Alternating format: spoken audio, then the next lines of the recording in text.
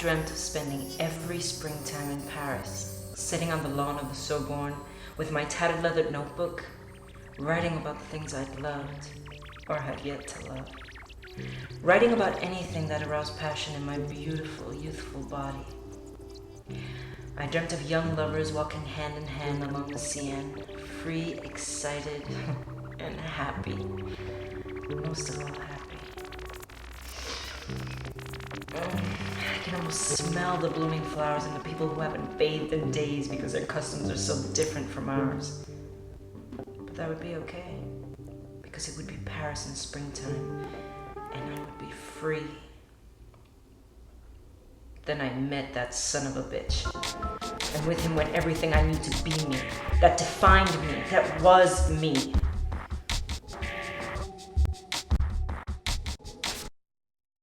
I killed my husband, and it was the greatest thrill I'd ever experienced until that point.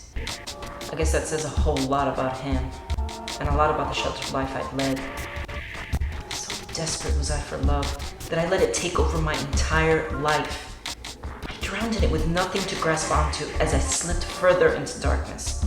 I didn't know who I was anymore, not toward the end. I was a faceless mannequin, no features, just a blank slate. There was no me. There was no me as an individual. There was a puppet who masqueraded as me. I'm trying to recall a time when there was certainty in my voice and conviction in my words, but that was too long ago. It was so far away. Far away. He told me what to think and what to feel. He told me what to wear. He told me when I could piss. So I forced myself because I knew it would be a long time before he gave me another opportunity. He lifted himself up by constantly pulling me down. I let him. God, I let him. He is, was, one of those little men. Short, thin, wiry, inadequate in every sense of the word. Oddly enough, those qualities endeared me, sucked me in, broke me down, and eventually destroyed me. My dear husband had several bad habits, most of which consisted of making me feel like shit. It's the one and only thing he did well. It was a long time coming, and a change, it had to come, as the song goes. It was either him or me, and I can tell you right now, I was not going to die at his hands, or my own for that matter. I could only get down on my hands and knees and wax poetically to myself about the dire condition which I sarcastically referred to as my life so many times before I completely lost my mind. Let me tell you how I did it. There are a few tricks every woman should know. Keep a steady supply of rat poison on hand and put it into the rat bastard's food. I'm not a cruel woman by nature. No, I'm really not. Like everyone, I have a breaking point, and let me tell you, he nudged me over mine and pushed me far beyond. My dear, inadequate husband referred to me as that fat bitch. I may not know many things, but I can say with absolute confidence that I'm neither fat nor am I a bitch.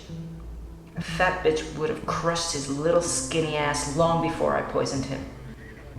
He had a little job as a truck driver. Oh, but you couldn't call it a job.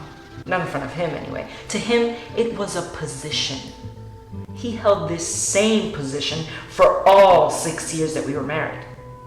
He never wanted anything more, I guess. He had no dreams. So he took his tiny little self and marched all over mine. I'm not a bad-looking woman. At least when I'm dressed in something other than polyester. Imagine me in something red. That's my color. Imagine me in something like that and clingy. It has to be clingy. You see, I don't look half bad, do I? I figured one day I would be strolling down the street in a soft and sexy mist, and he would see me, and I him, and we'd know. I mean, everything around us would stop. Someone would turn on Luther Vandross, we'd walk toward each other, embrace, and live happily ever after. Of course, that's not what happened. I gave him 6 years of my life. He didn't hit me right away. It was a process which began with gentle criticisms. Gentle criticisms led to casual put-downs, and down it went. And of course, down I went. Maybe you should stay away from red, it adds pounds. God, look in a mirror. You get married and fall apart. You fucking cow, you fucking bitch. Who could love a thing like you? You're a nothing. I began to look at myself through his lying eyes, seeing things that only existed in his head. I never thought I would be one of the abused. Not me, the wordsmith, the poet, the one with all the dreams.